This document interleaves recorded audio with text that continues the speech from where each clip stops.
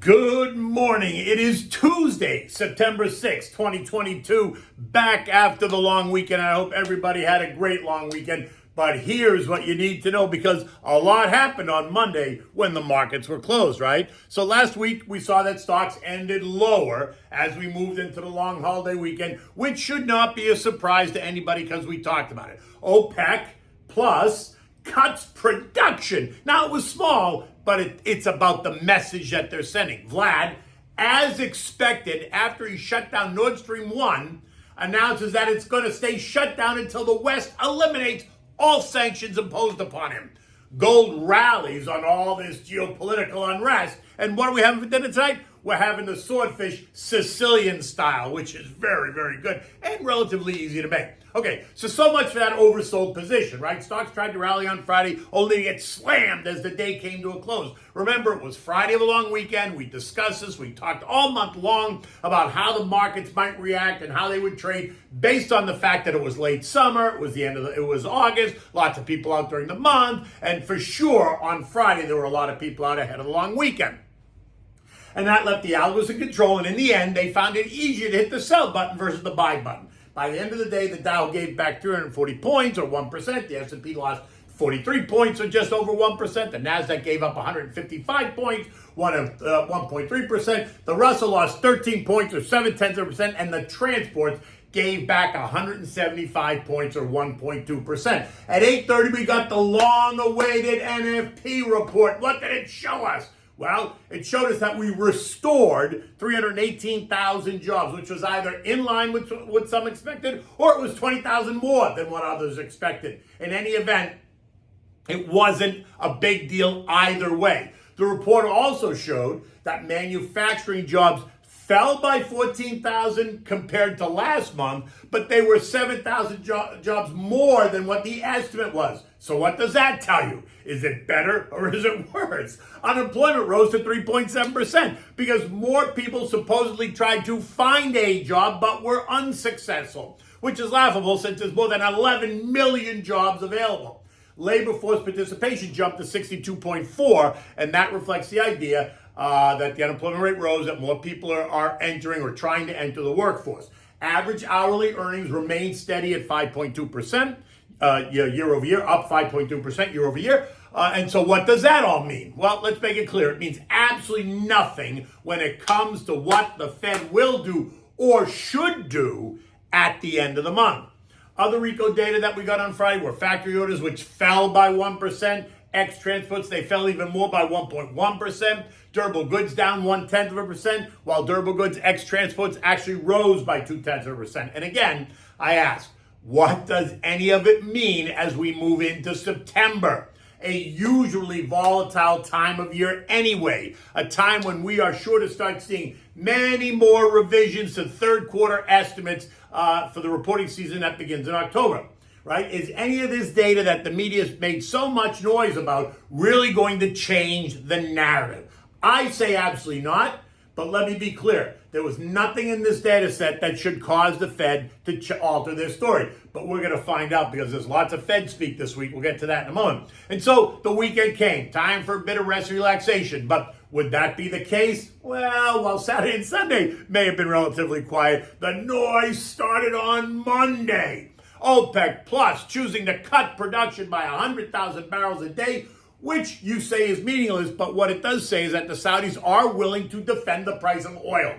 The media is saying that it was a surprise, to which I would say it was not a surprise. In fact, I featured 3 headlines on Friday that spelled it out. And besides that, if you just listen to what the Saudis have been saying since oil fell 25% from the June highs to the August lows, from 115.85, they said that they were prepared to defend the price of oil. So why anyone was caught off guard is comical. Just to be clear, when you defend the price of oil, you cut production to create a supply shortage, or at least it brings the supply more tightly in line with demand, which usually stops the price from going down and in fact causes it to go up. And on Monday, oil rose to end the day at $87.70. And this morning, oil's up another $2.27 or 2.6% to $89.20, and likely going higher in the weeks and months ahead.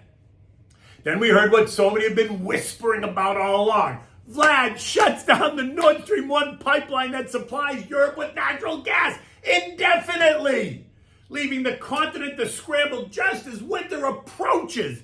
Now, Vlad did qualify his closure by saying that when the West chooses to lift all the sanctions on Moscow, think Ukraine, then maybe he would turn the pipeline on again. And then to add fuel to the fire, China is buying lots of Russian oil, trying to mark it up big, and then selling it to the Europeans, or at least trying to sell it to Europeans.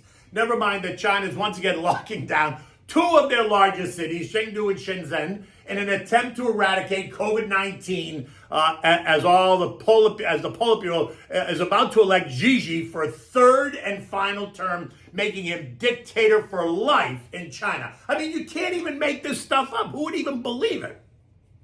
Now, we also got introduced to the new UK Prime Minister. Her name is Lizzie Truss. Yep, she won a bitter battle to succeed Boris Yeltsin and now faces brutal economic conditions that may plunge millions of Brits into poverty this winter. She joins the ranks of Margie Thatcher, who ruled the country with an iron fist from 79 to 90, and Terry May, who was not so successful, running the country from 2016 to 2019. So let's wish Lizzie good luck, right, shall we? Because it is a tough job, especially going into the situation that we all see. The Treasury curve remains inverted and will most likely remain inverted for the foreseeable future. Today marks the 12th week of the inversion, only cementing the fact that a recession is a certainty. Unless, of course, someone changes the very definition and calculation of a recession.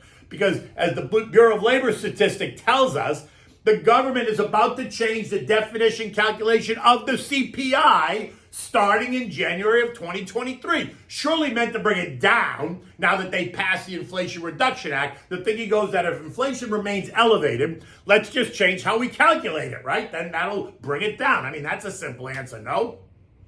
I mean, it's really unbelievable, but that takes effect in January.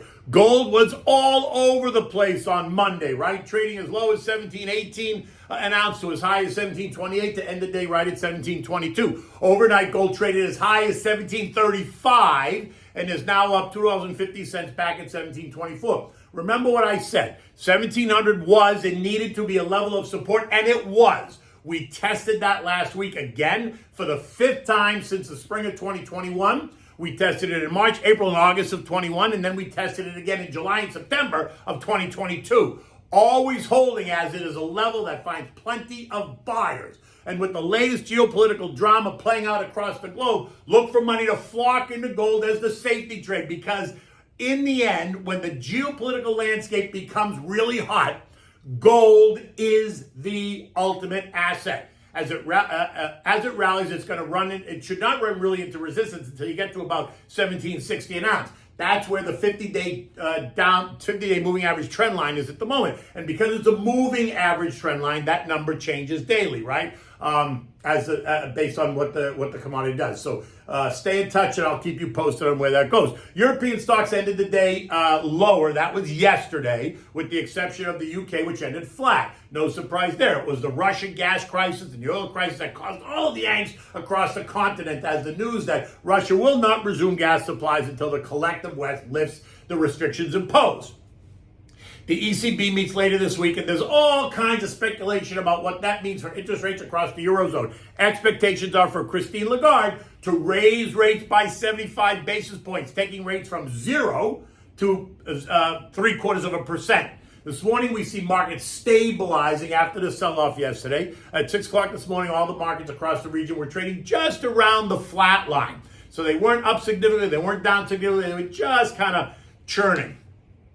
U.S. futures this morning are up. The Dow up close to 200 points. The S&P up 25. The NASDAQ up nearly 90. The Russell up 12. Considering all the drama that took place yesterday, I actually think that's pretty good. So what does it say? Well, what it says is that none of the news yesterday was really a surprise at all. Rumors have been flying around for weeks now that Vlad would not reopen the pipeline after Gazprom announced the closure of Nord Stream 1 for sudden maintenance issues. We knew that in the end, Vlad controlled whether or not gas would flow. There have been some that wanted to give him the benefit of the doubt, thinking he would never shut Europe off, while others were making a bet that he would. In the oil thing, you would have had to have been living under a rock if that was unclear as well. I mean, they had been hinting for weeks. They, meaning the Saudis, have been hinting for weeks now. So what you can say is our markets had already reacted by selling on the rumor, right? When all that was just a rumor, the market sold off, and now they're buying on the news because now the news is out. It's not a surprise, so investors are buying.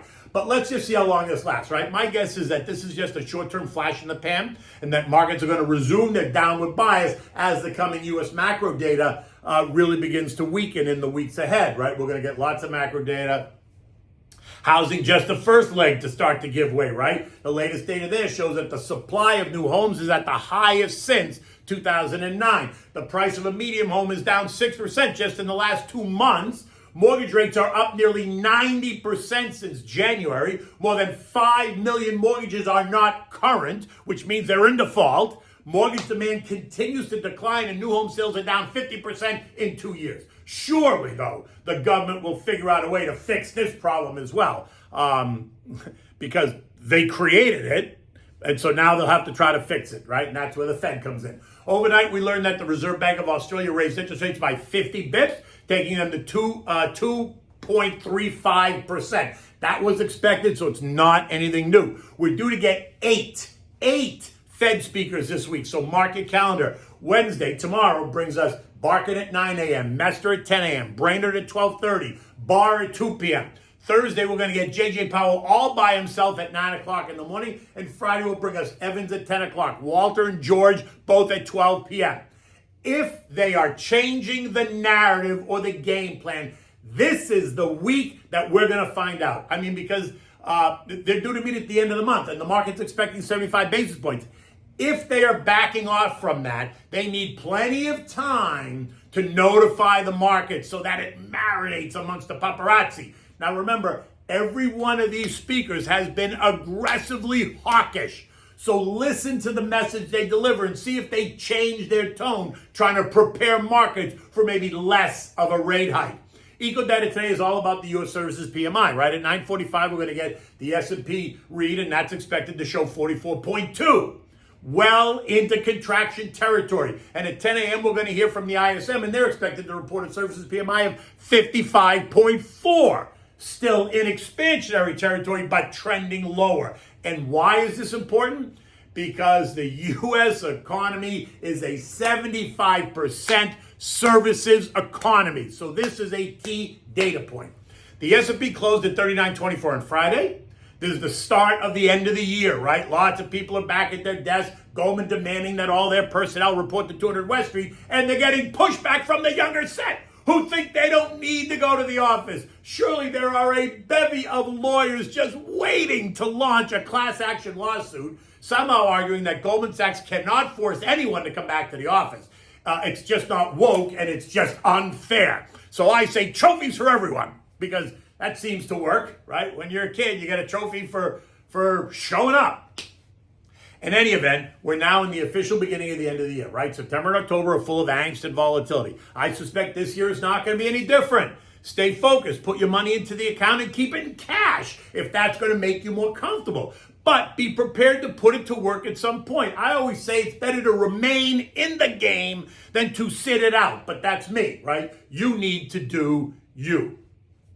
One way or the other, the last thing you should do is be bailing at this moment, right? If you didn't bail at the top, you don't want to bail near the bottom.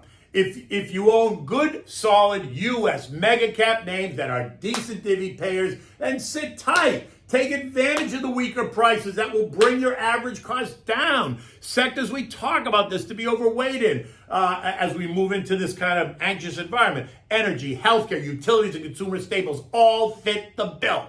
But you have to balance that with who you are and where you are in the cycle. Younger, you should take on more risk. Older, you should take on less risk, right? Okay, so what do we have for dinner tonight? This is such a great dish. As a matter of fact, I think I'm going to make it tonight. It's swordfish, but it's Sicilian style, right? It's a great dish, and this comes from the island just off the toe of Italy. You know where that island is, right? Just look at the boot and then look at the toe, right? You can almost look like it's kicking it out. That's the old commentary about that. One way or the other. For this, you need raisins, green olives, capers, pinoli nuts, tomatoes, diced tomatoes. You need garlic, onion, salt, and pepper, olive oil, and the swordfish. The dish is easy to make, right? It's going to tease your senses. It's going to tickle your palate. It takes 15 to 20 minutes to prepare and another 15 or 20 minutes to cook it. Enough time to set the table, pour the wine, light the candles, put on the music, and dim the lights. Preheat your oven to 400 degrees. Season the swordfish with salt and pepper, and if you want to, you could put some fresh lemon juice on that. Now, soak the raisins in warm water for about a half an hour just so they plump up, then drain them and set them aside. Now, in a saute pan, you want to heat up the olive oil on medium-high heat. Saute the diced onion and the crushed garlic until it's soft. You know what I mean? Don't burn it. Maybe 5 to 8 minutes. You get the picture. Now, add the raisins, the diced tomatoes, the chopped olives, no pits, and capers, like 1 tablespoon. And if you like capers, feel free to add a bit more, but not too much, as the taste can overpower the dish. Reduce the heat to simmer, cover, stir occasionally for about 15 minutes or so because you want it all to nice blend and marinate together. Now, place the swordfish in a baking dish. If you want to, you can do the swordfish on the grill quickly and then bring it in and put it in the baking dish. Cover the fish with the raisin, olive, tomato, caper mixture. Put it in the oven and bake it for 15 minutes or so until the steaks are firm. Now, that's going to depend on how thick of a steak you buy. So you got to use your head here, right? Present the fish when it's done. Present the fish on a warm plate with steamed green beans maybe, and a large mixed salad with red onions, cucumbers, grape tomatoes, maybe some fresh mutts. You know me, I love all that stuff. Dress it with salt and pepper, a little bit of a shake or two of oregano, and a splash of fresh lemon juice and olive oil. Mix the salad really well. Serve it. It's delicious. It goes great with this meal. And honestly, you'll really love this meal. Once you have it, you're going to love it because, like I said, it's simple to prepare. It's good for you. It's got all the right ingredients. And it comes from Sicily. In any event, the morning is just getting started. Until tomorrow, take good care.